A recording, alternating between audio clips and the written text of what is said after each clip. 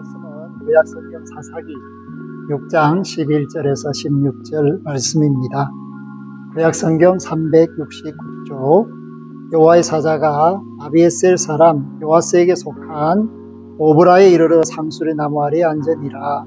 마침 요아스의 아들 기드온이 미디안 사람에게 알리지 아니하려 하여 이를 포도주 틀에서 타작하더니 여호와의 사자가 기드온에게 나타나 이르되 큰 용사여 여호와께서 너와 함께 계시도다 하매 기드온이 그에게 대답하되 오 나의 주여 여호와께서 우리와 함께 계시면 어찌하여 이 모든 일이 우리에게 일어났나이까.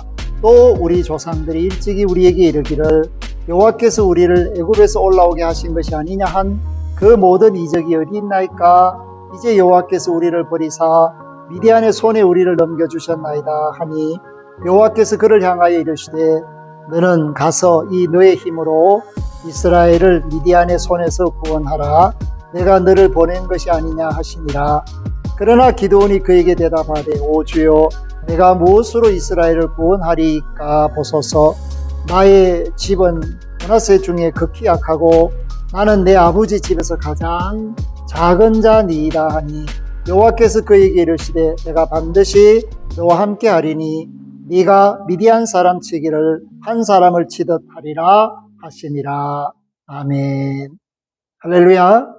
하나님의 은혜와 사랑 가운데 우리나라는 광복 76주년을 맞이하였습니다.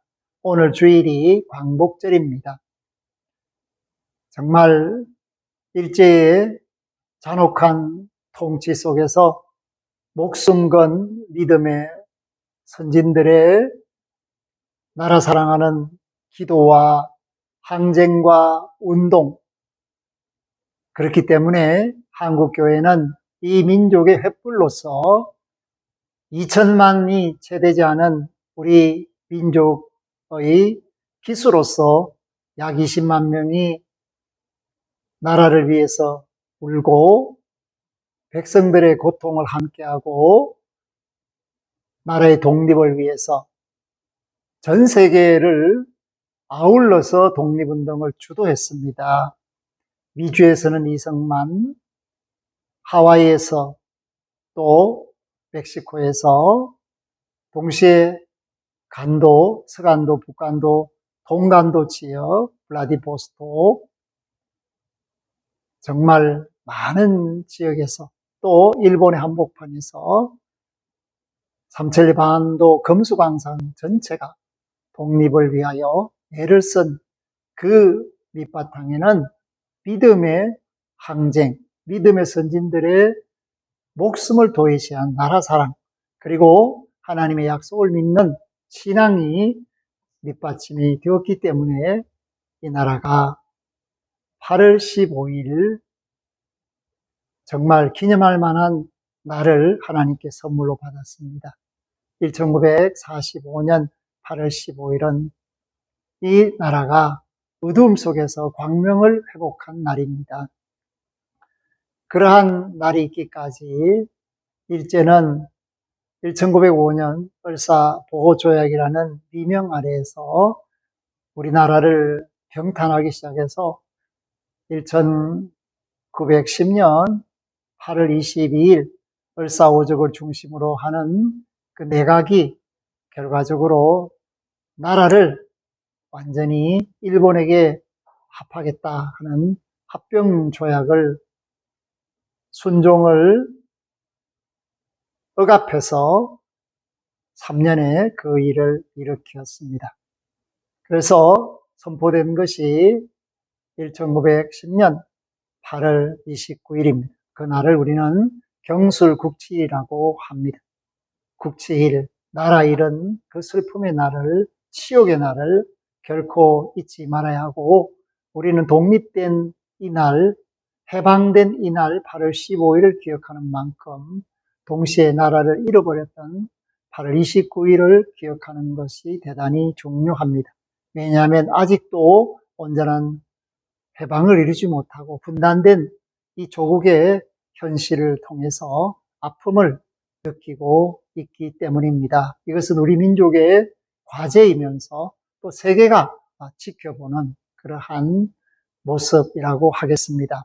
오늘 말씀은 미디안에게 점령을 당하고 통치를 당하는 그런 이스라엘의 모습을 보여주고 있습니다. 특별히 인근 접경 지역인 이 므낫세에게 일어난 일들을 우리에게 말해 줌으로써 당시의 사람들이 얼마나 비참하고 어려운 시대를 겪었는가를 알게 합니다.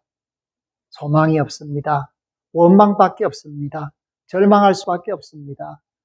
그들의 마음속에는 무엇이 있었는가 하면 하나님이 우리를 도우시고 이끄셔서 이 땅 가나안을 우리에게 주셨다면 우리가 이렇게 어려운 일을 당할 때 우리를 그냥 두신다는 것은 너무나 이상하다. 그래서 하나님을 향한 믿음도 사그라들고 소망도 없는 그런 모습들을 가지고 탄식하면서 수탈에 빼앗기지 않기 위해서 농사를 지을 때도 조심스럽고 양떼를 모을 때도 조심스러운 그런 생존을 위하여 애쓰는 그런 시기에 하나님께서 한 동네를 찾아 천사를 보내셨습니다. 그래서 오늘 말씀 11절에 보면 여호와의 사자가 아벳셀 사람 요아스에게 속한 오보라에 이르러 상수리 나무 아래에 앉으니라. 그래서 이 요아스는 므낫세 지파의 작은 도시다라는 것을 말해주고 있습니다. 그런데 그때 그 동네 청년 기드온이 미디안 사람들에게 들키지 않으려고 밀을 조금 수확해서 포도주 틀 타작마당에서 타작하는 그러한 모습을 보이고 있었습니다. 숨어서 밀을 타작하죠. 내 밀을 마음대로 타작할 수 없는 것은 그것이 미디안 사람들에게 알려질 때는 목숨의 위협까지도 받고 애써 농사한 것을 다 빼앗기기 때문입니다. 그런데 딱 걸렸습니다. 하나님의 천사에게, 주의 사자에게 딱 걸렸습니다. 기도원도 얼마나 놀랐겠습니까? 숨어서 타작을 하고 있는데 자기를 지켜보는 사람이 있다는 것, 그 놀란 가슴 속에서 멍한 상태에 하나님의 사자가 기드온에게 말합니다. 이르되 큰 용사여 여호와께서 너와 함께 계시도다 하며 아멘. 여호와께서 너와 함께 계시도다. 따라합니다. 여호와께서 너와 함께 계시도다. 그렇습니다. 낭망스럽고 절망스럽고 원망스러운 순간에도 믿음의 사람은 깨달아야 합니다. 이 순간에도 이렇게 어려울 때도 하나님은 나와 함께 하신다. 주님은 나를 붙들어 주고 계신다. 그것이 온전한 믿음입니다. 그 말을 듣고 기드온이 한탄합니다. 정말 하나님이 함께 하신다면 우리가 이런 어려움을 당할 리가 없지 않습니까? 우리의 지도자 모세를 통해서 광야에서 보여주신 하나님의 그 기사와 이적과 표적, 애굽에서 우리가 나올 때 그 우리 민족을 이끌어 가신 하나님의 놀라운 역사하심, 이러한 것들이 오늘날에도 계속되어야 하지 않겠습니까? 그런데 우리와 하나님이 함께 하신다는 표적이 어디 있습니까? 그것이 기도원의 질문입니다. 사랑하는 성도 여러분, 그런데 기도원은 알지 못한 게 있었습니다. 하나님이 왜 우리를 도와주시지 않는가? 이러한 마음은 있었는데, 그렇다면 하나님이 우리를 도와주시지 않으시는 까닭은 무엇인가에 대하여 통찰을 하지 못하고 깊은 생각을 하지 못하였습니다. 하나님이 그들을 도와주시지 않았던 이유는 그들이 하나님을 찾지 않았습니다. 하나님을 부르지 않았습니다. 오히려 마을마다 우상을 모셔서 섬기는 우상제단이 많았고, 이 오보라에도 기드온의 집안에도 요아스에도 그러한 바알의 제단이 있었다라는 것입니다. 오늘 믿는 자로서 하나님 앞에 바른 신앙을 갖고 있지 않으면서 어렵고 힘들 때마다 하나님 왜 나를 도와주지 않으십니까? 이런 분이 혹 있을 수 있습니다. 그럴 때 오늘 이 말씀을 마음판에 새기고 자신을 돌아보아야 합니다. 하나님의 사람답게 살았는가? 하나님이 원하시는 삶의 열매를 맺고 있는가? 그리고 하나님을 영화롭게 하는 믿음을 증거하고 있는가? 코비드19는 믿음의 사람들을 힘겹게 합니다. 어렵게 합니다. 그렇다고 해서 이 코비드19가 믿음의 사람을 절망에 빠뜨릴 수는 없습니다. 왜냐하면 하나님은 우리와 함께하고 계시기 때문이고, 하나님은 예배하는 자를 통해서 하나님의 뜻을 드러내시면서 그들을 보살피시고 이끌어가고 계시기 때문입니다. 그렇기 때문에 코로나19가 우리를 어렵게 하는 것이 아니라 하나님께 나아가고자 하는 내 믿음이 약해진 것이 나를 어려운 상황 속으로 몰아넣고 있다는 사실을 깨닫는다면 이 어려움은 하나님을 향해 떨치고 나가야 될 기회라는 사실을 오늘 기도원이 우리에게 보여주고 있습니다. 하나님은 기도원에게 말합니다. 14절에 보면 여호와께서 그를 향하여 이르시되 너는 가서 이 너의 힘으로 이스라엘을 미디안의 손에서 구원하라. 내가 너를 보낸 것이 아니냐 하시니라. 아멘. 이 너의 힘으로. 사실 기도원은 작은 지파, 보잘것없는 사람이라고 스스로를 생각하고 있습니다.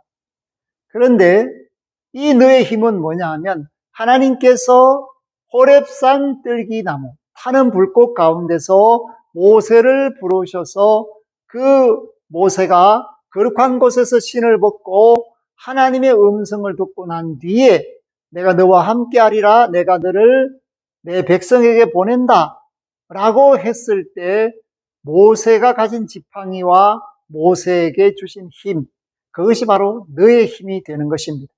여기서 너의 힘은 하나님이 기도원에게 주시는 힘입니다. 하나님이 오늘 어려운 처지를 살고 있는 믿음의 권속들에게 주시는 힘입니다. 내가 날 때부터 타고난 힘이 아닙니다. 하나님께서 만남을 통해서 함께 하신다는 사실을 밝히신 후에 하나님의 힘을 우리에게 주시는 것이 바로 이 너의 힘입니다. 하나님이 주시는 힘을 이 너의 힘이다, 그렇게 말씀하고 있습니다. 그때 기도원은 말합니다. 15절에 보면 오 주여 내가 무엇으로 이스라엘을 구원하리이까? 보소서 나의 집은 므낫세 중에 극히 약하고 나는 내 아버지 집에서 가장 작은 자니이다 하니, 동원할 게 없다는 것입니다. 동원할 사람이 없습니다. 동원할 물질이 없습니다. 사랑하는 성도 여러분, 오늘 우리가 뭔가를 동원할 아무런 역량이 없을 수 있습니다. 사람이 없고 돈이 없고 기회도 없고 없는 것 투성일 수 있습니다. 그런데 중요한 것은 전능하신 하나님이 나와 함께 하신다는 임마누엘, 하나님의 역사가 우리에게 주어졌다라는 이것이 모든 부족한 것을 채우고도 남는다라는 사실을 깨달아야 합니다. 일제 그 왕성함과 강성함, 그리하여 그 교만과 거만과 오만, 잘못된 판단이 하와이를 급습하고 미국과 전쟁하게 하는 이런 일을 벌일 만큼 엄청난 자신감에 불타올랐던 그들을 상대해서 우리가 가진 것이 없었습니다. 역량도 없고 사람도 부족했습니다. 그럼에도 불구하고 그 타오르는 독립의 횃불을 막을 길이 없었던 것은 그들 마음에 하나님이 우리와 함께 하신다, 하나님이 우리를 도우신다라는 믿음이 있었고, 이러한 믿음이 삼천리반도 금수강산뿐만 아니라 저 만주벌판에 저 이역인 미국과 아메리카 대륙에 동시에 그런 마음을 가지고 이준 열사를 비롯한 헤이그 대표들이 거기에서 장렬한 산화를 하기까지 끝없는 투쟁을 하게 된 것입니다. 하나님이 우리를 도우신다, 하나님이 우리와 함께 하신다, 이것이 이 나라 이 민족의 미천이었습니다. 그리고 믿는 자가 가져야 될 최대의 능력입니다. 하나님이 우리와 함께 하신다. 그래서 오늘 기도원이 원했던 그 평강이 드디어 찾아오게 되었습니다. 오늘 우리도 평강을 찾지 않습니까? 어떻게 마음의 평안을 이루고 삶의 평안을 이룹니까? 그것은 우리의 힘이 아니라 우리의 능력이 아니라 하나님이 함께 하실 때 평강이 주어지고 삶이 안정되고 세상이 잔잔해지며 고요해지며 평안해집니다. 오늘 하나님의 평안, 샬롬이 우리에게 주어질 것을 믿고 함께 하시는 하나님과 동행하는 저와 여러분들이 될 수 있기를 주의 이름으로 부탁하며 축복합니다. 아멘. 하나님 감사합니다. 하나님의 기사와 이적과 표적이 아니었다면 우리 민족은 광복의 기쁨을 누릴 수 없었습니다. 위대한이 므낫세를 핍박하고 있던 그 시절에 하나님은 기드온을 일으켜서 하나님이 함께 하심을 말씀합니다. 오늘 우리를 일으켜서 하나님은 함께 하시겠다 말씀합니다. 하나님 그리하십시오. 그리고 진정한 평안을 속히 우리가 회복할 수 있도록 하나님이 주시는 힘, 너의 힘이 우리에게 주어지게 하옵소서. 감사를 드리옵고 예수 그리스도 이름으로 기도 올리옵나이다. 아멘. 이제는 우리 주 예수 그리스도의 은혜와 하나님 아버지의 극진하신 사랑하심과 성령님의 교통하심이 내가 너와 함께하리라 하시는 말씀을 듣고 임마누엘의 신앙으로 무장한 기드온처럼 오늘 이 시대를 사는 믿음의 권속들 머리머리 위에 영세 무궁토록 항상 함께 하시기를 축원하옵나이다. 아멘.